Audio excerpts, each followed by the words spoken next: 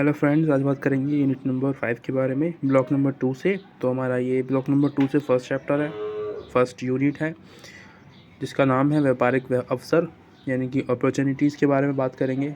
उसकी पहचान कैसे करें, ठीक है, उसका चुनाव कैसे करें या चूज़ कैसे करें कि हाँ ये हमारा परफेक्ट स्रोत रहेगा जिस पे कि हम काम कर सकते हैं। तो सबसे पहला चीज़ है इंट्रोडक्शन। तो इंट्रोडक्शन यहाँ पे है आपका, ये रहा परिचय।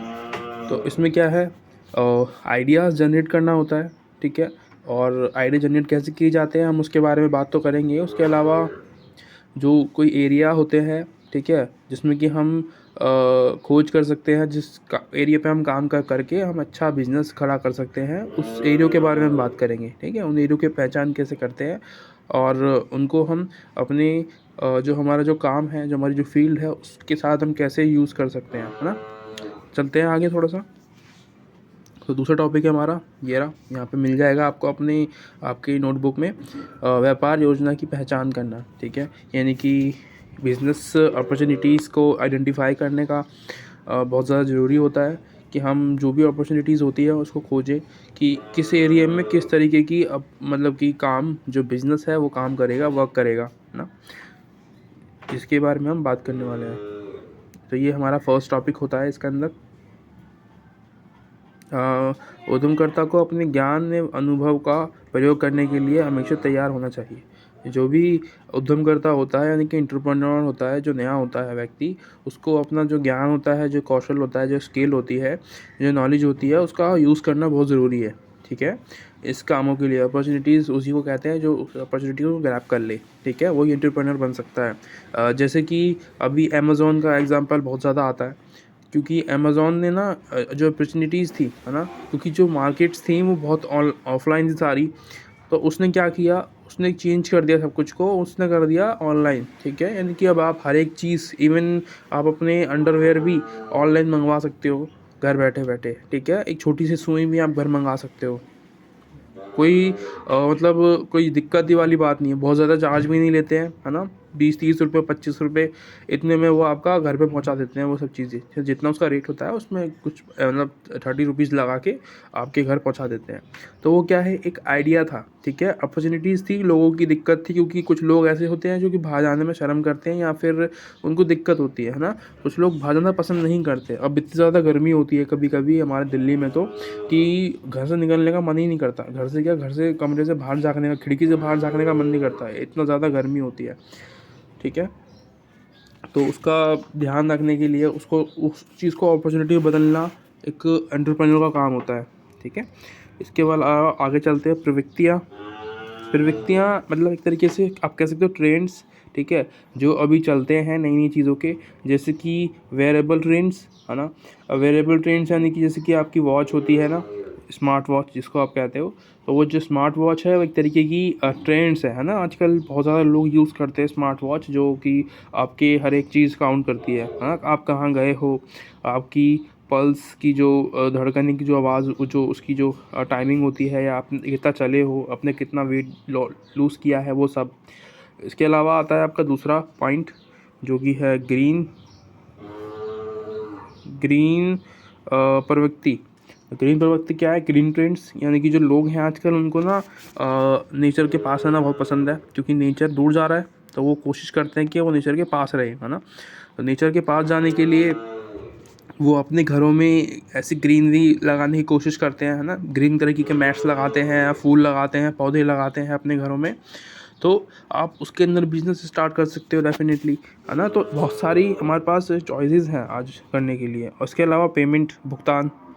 तो पेमेंट का क्या है, पेमेंट आप ऑनलाइन करते हो आज, पहले क्या करना पड़ता था, पहले आप जाते थे उस व्यक्ति के पास, यानी कि जो साइबर कैफ़े वाला होता है ना, उससे बोलते थे कि भाई मेरे पैसे वहाँ भेज दे, तो वो अपने बैंक से दूसरे उस वाले बैंक में वो पैसे ट्रांसफ़र करता था। अब क्या है, आप अपने फ़ोन से ही पेटीएम यूज़ करके या और कोई एप्लीकेशन यूज़ करके आप आराम से ईज़िली जो है दूसरे को पेमेंट कर सकते हो। निर्माण प्रवृत्ति। निर्माण प्रवृत्ति क्या है, निर्माण प्रवृत्ति यानी कि मेगा ट्रेंड्स। मेगा ट्रेंड्स क्या होते हैं, यानी कि जो बाज़ार में वस्तुएं अभी है ना, उपलब्ध होती हैं, उनको दोबारा से बना के उन चीज़ों को नया एक ट्रेंड में बदल के नई चीज़ों को मतलब उसमें क्रिएट करके दोबारा लोगों को बेचना, उसको बोलते हैं निर्माण प्रवर्तक, है ना। उसके अलावा मोबाइल प्रवृत्ति, इसमें क्या होता है, अब हम क्या है कि जो पहले डेस्कटॉप पर काम किया करते थे अब वो मोबाइल पे ही हो जाते हैं, है ना। तो ये ट्रेंड्स है, अब हम हर एक चीज़ मोबाइल पे हम कर सकते हैं, सब कुछ एक्सेस हमारे मोबाइल फ़ोन पे है जो हम अपने हाथ में रखते हैं, हर वक्त आराम से कुछ भी हम कर सकते हैं। और स्वास्थ्य प्रवर्तक जो कि आज बहुत ज़्यादा मतलब कि आप कह सकते हो कि बूम में है ना। सबसे ऊंचाई पे है ये हेल्थ रेट्स ऊंचाई पे इसलिए है क्योंकि आजकल लोगों की जो हेल्थ है वो बहुत ज़्यादा ख़राब है, ठीक है। वो अपनी हेल्थ पे ध्यान नहीं दे पाते हैं, जो उनका काम है, जिस तरीके का काम होता है लोगों का, उस वजह से, है ना। तो बहुत ज़रूरी है कि वो अपनी हेल्थ पे ध्यान दें, जिसके लिए ये बिज़नेस स्टार्ट किया जाता है, जिम वगैरह जो आप खोलते हो, है ना। या फिर आप एक अच्छा डाइट जो है चैनल अपना ओपन कर सकते हो, या अपने लोगों को मतलब एक एडवर्टाइजमेंट का एक वो दे सकते हो, जिसमें कि आप लोगों को एडवर्टाइज़ करो या बताओ लोगों को कि कैसे वो अपनी हेल्थ का ध्यान रख सकते हैं, है ना। ज़ुम्बा वगैरह सिखाया जाता है लोगों को आजकल, तो वो चैनल्स होते हैं ताकि लोग हेल्थी रहें।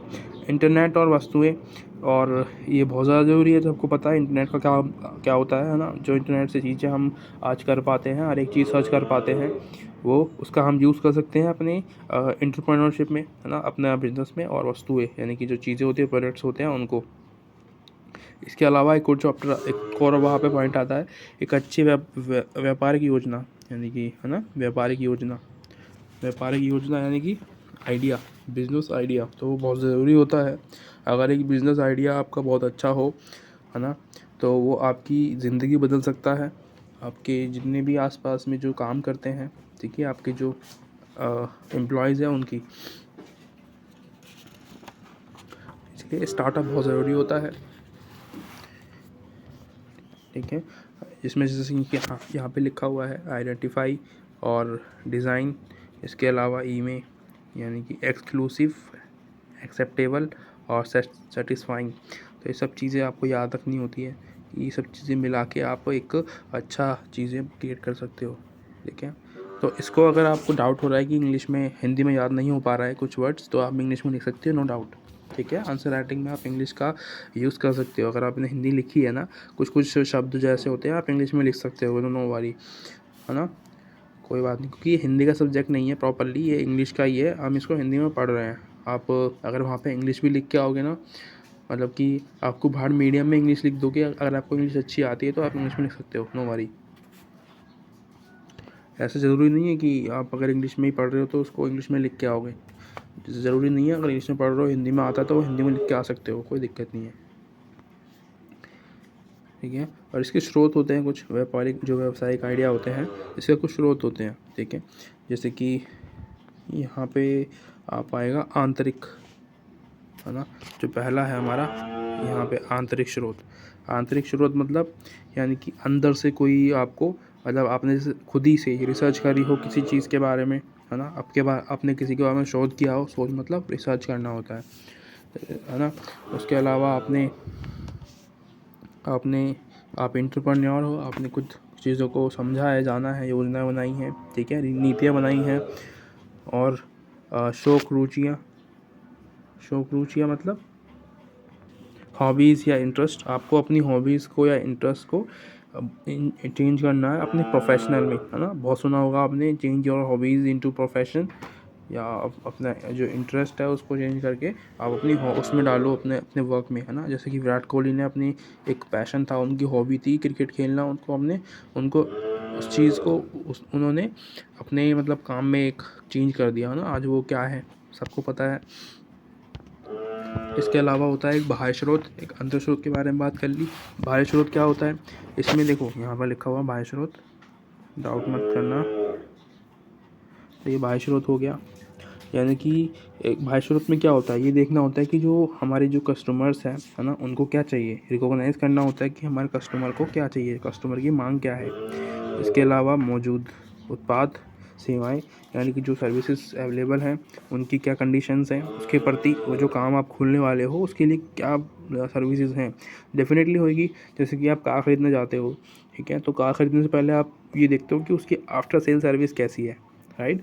तो वो आपको बहुत अच्छी करनी ज़रूरी होती है, क्योंकि आपको आप तभी तो खरीदोगे जब उसकी सर्विस अच्छी होगी। और आफ्टर सेल सर्विस खरीद लिया, चल ठीक है खरीद लिया, लेकिन अगर उसमें कोई प्रॉब्लम आ गई तो, क्योंकि वो तो एक व्हीकल है ना, मशीन है वो एक तरीके की, तो उसमें गड़बड़ी आ सकती है। कोई नई बात नहीं है, कोई बड़ी बात नहीं है, तो उसको भी ध्यान रखना होता है। इसके अलावा वितरण नेटवर्क, इसमें क्या होता है, यानी कि बाज़ार में जाके आपको देखना होता है नेटवर्क का क्या प्रॉब्लम है ना। डिस्ट्रीब्यूशन नेटवर्क जो है कि कस्टमर्स को क्या चाहिए, ये आपको जानना पड़ेगा, आपको पूछना पड़ेगा जाके जगह जगह पे, ठीक है, बाज़ार में जाके पूछना पड़ेगा। वाणिज्यिक जर्नल, इसमें क्या होता है, इसमें एक तरीके से आप कह सकते हो कि trade journalism, business magazine and journals. इसके अलावा आप यहाँ पे आओगे, यहाँ पे जो फेयर्स होते हैं, एग्जीबिशंस होते हैं, प्रदर्शनी, यहाँ पे आप देख रहे हो, है ना। जो प्रदर्शनी होते हैं या एग्जीबिशंस होते हैं, फेयर्स होते हैं, उसमें लोग बहुत सारे आते हैं ना, अपनी दुकान लगाते हैं। तो वहाँ पे आप चीज़ों को जान सकते हो कि कैसे लोग क्या चीज़ बेचते हैं, है ना। उनसे आप बात कर सकते हो, उनसे आप डिस्कस कर सकते हो किसी टॉपिक के बारे में जो आप करना चाहते हो। आप उनसे मार्केट की स्ट्रेटजी पूछ सकते हो कि मार्केट क्या चाहता है, मार्केट को क्या चाहिए, तो वो आपको बहुत अच्छी तरीके से बता सकते हैं, अगर आप सच में आप एक एंटरप्रेन्योर बनना चाहते हो तो। सरकारी योजना, और आपको ये भी ध्यान रखना होता है कि सरकारी योजनाएं जो हैं, यानी कि जिस चीज़ में सरकार गवर्नमेंट जो होती है एक सब्सिडी देती है ना लोगों को, जो यानी कि जो चीज़ें बहुत ज़्यादा महंगी आती है बाहर से, तो उसमें सब्सिडी लगा के गवर्नमेंट आपको उसको देती है ना।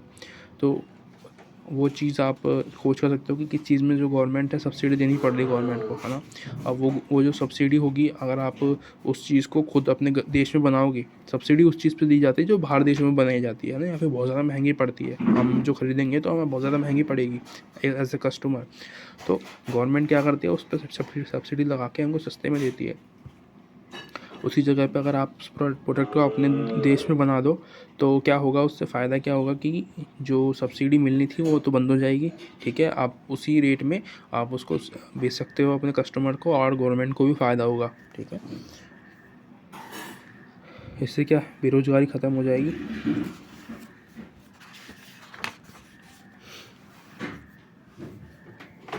इसके अलावा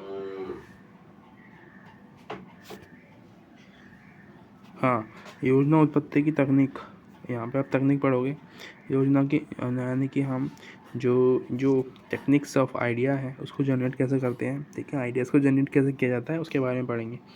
तो सबसे पहले ब्रेन स्टॉर्मिंग, या आपने बहुत सुना होगा, यानी कि दिमाग लगाओ, एक फॉर्मूला होता है ना, दिमाग लगाओ, यानी कि नए विचार लाना, फोकस करना, तो किसी नए विचार लाना। और दूसरा होता है ब्रेन राइटिंग, यानी कि एक लोग जो होते हैं ना, ग्रुप में बैठे होते हैं, आपस में डिस्कस कर रहे होते हैं, है ना, एक दूसरे की बात सुन रहे होते हैं, मौखिक बात होती है वो, है ना, कि वर्बल, है ना, वर्बली कम्युनिकेशन किया जा रहा होता है वहाँ पे। और जो बात है बहुत ज़्यादा इंपॉर्टेंट होती है, जो अच्छी लगती है एक दूसरे को, वो लिखते हैं उस चीज़ को, है ना, राइट करते हैं।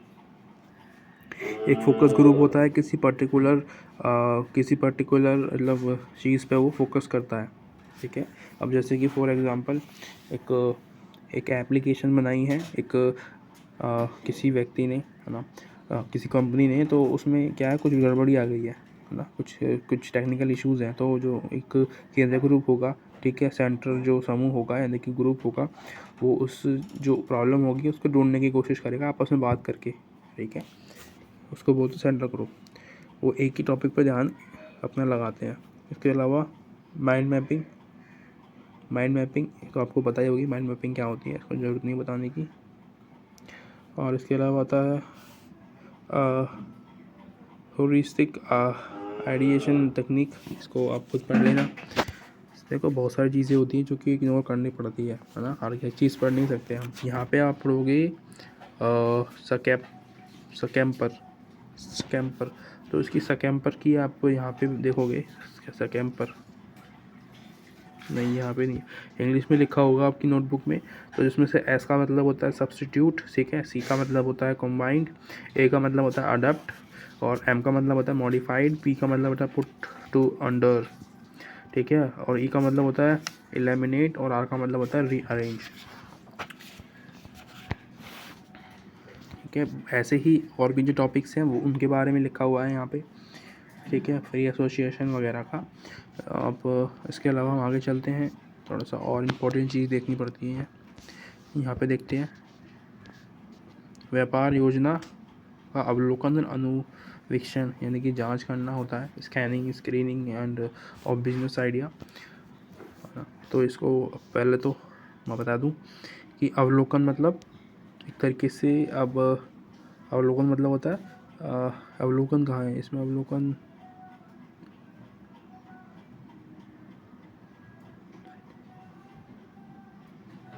हाँ योजना, योजना मतलब आइडिया होता है, ठीक है, प्लानिंग होती है। इसके अलावा ये पॉइंट कुछ अनुवीक्षण, अनुवीक्षण का मतलब मैं बता देता हूँ आपको, यानी कि आइडिया को लाभ देने वाले, इनकी कुछ चीज़ें होती हैं जो लाभ देती हैं लोगों को, यानी कि वो आइडियाज़ जिससे समाज को लाभ हो, सीधा सीधा। इसके अलावा क्रमवीक्षण, क्रमवीक्षण आपकी नोटबुक में होगा, उसका मतलब है आइडिया को क्रम में लगाना, जो सबसे अच्छे हैं सबसे पहले आएंगे, उसके बाद जो ख़राब हैं उनको हम डिस्क्वालीफाइड कर देते हैं, वहाँ से हटा देते हैं। जिसमें से आप नीचे इसके बारे में कुछ पॉइंट्स पढ़ोगे, यानी कि ये वो पॉइंट्स हैं जो, यानी कि जो सभी आइडिया में होने चाहिए, ये वही चीज़ें हैं जो हम पढ़ रहे हैं। हर एक आइडिया में इन सब चीज़ों का हमें ध्यान रखना होता है, यानी कि जो उससे कितनी आकर्षक है ना, यानी कि जो आपका आइडियाज़ है अट्रैक्टिव आइडियाज़ है या नहीं है, आपको उसमें योग्यता है, ठीक है, योग्यता है काम करने की, एबिलिटीज़ टू अंडरस्टैंड। इसके अलावा तीसरा टॉपिक आएगा व्यवहार कुशलता, यानी कि प्रैक्टिकलिटी क्या है उस चीज़ को लेके। इसके अलावा संभावित बाज़ार मांग, यानी कि जो मार्केट है उसकी डिमांड को समझना। प्रतिस्पर्धा पर विराम लगाने की क्षमता होनी चाहिए आपके, जो भी आप बना रहे हो, जो प्रोडक्ट आप क्रिएट कर रहे हो, ठीक है, उसको बजट के तौर पे चलना चाहिए, ताकि जो मतलब कि कंट्री के अकॉर्डिंग उसका बजट तय करना बहुत ज़रूरी है। क्योंकि देश इंडिया में अगर बात करें तो बहुत गरीब लोग हैं, तो अगर आप महंगी चीज़ बेचोगे तो कोई ख़रीदेगा नहीं। उत्पाद की नवीनता नहीं होना बहुत ज़रूरी है, ठीक है, क्रिएटिविटी करनी चाहिए उसके अंदर कुछ नया। मूल्य क्षमता और संसाधन उपलब्धता क्या है उस प्रोडक्ट को लेके। इसके अलावा हम यहाँ पढ़ेंगे व्यावहारिक युक्तियों का चयन करना, ठीक है, यानी कि वर्केबल बिजनेस आइडियाज़ का सिलेक्शन करना, यानी कि जो काम कर सके, जैसे कि बाज़ार की जो सर्वे और बाज़ारी क्षमता का अवलोकन करना, यानी कि जो सर्वे है मार्केट है उसका पोटेंशियल क्या है, ठीक है, उसकी मांग क्या है, उसको आपको पूरा करना आना चाहिए, ठीक है। आप तभी एक बिजनेस आइडिया खोलो तब जब आपको पता हो कि बाज़ार की मांग क्या है ना, जब आप अब मार्केट में घूमते हो। इसके अलावा उत्पाद के कारणों की उपलब्धता, और यानी कि जो आप जो खरीद के जो बेचोगे ना, खरीदोगे पहले उसको चीज़ को या बनाओगे तो उसके बनाने के लिए मशीन है या उपलब्ध है ना, या फिर वो प्रोडक्ट उपलब्ध है भी या नहीं है। इसके अलावा उत्पादन की लागत, यानी कि जो कॉस्ट होगी आपको वो क्या पड़ेगी जब आप उसको बनाओगे। उसके अलावा कच्चा जो माल है वो कैसी है, उसकी उपलब्धता है या नहीं है, पूंजी आपके पास धन उपलब्धता है ना। विशिष्टीकरण, यानी कि विशिष्टीकरण से मतलब डिफरेंशिएशन बहुत ज़रूरी है ना, अलग बिजनेस करना ताकि आपका काम चल जाए। उत्पाद स्वीकरण, यानी कि बाज़ार में उस प्रोडक्ट को कितने लोग ख़रीद रहे हैं है ना, या दुकान में लोग रख भी रहे हैं उस प्रोडक्ट को या नहीं, क्योंकि रखेंगे तभी जब लोग खरीदेंगे है ना, कोई ऐसे ही नहीं रख सकता अपनी दुकान पे कुछ प्रोडक्ट। तकनीकी अर्थ व्यवहारिकता, यानी कि इम्प्लीकेशन, या जो मशीन लगेंगी वो किस तरीके की होगी, ठीक है, या उपलब्ध है या नहीं है। उत्पाद का भविष्य क्या होगा, क्या आगे जाके बिचेगी वो चीज़ या नहीं, सरकारी उद्देश्य योजनाएं, नव उत्पाद विकास प्रक्रिया, तो ये सब चीज़ें हैं आप इसमें देखोगे। इसके अलावा एक तो यार ये बहुत बड़ा चैप्टर है, बहुत ज़्यादा बड़ा चैप्टर है।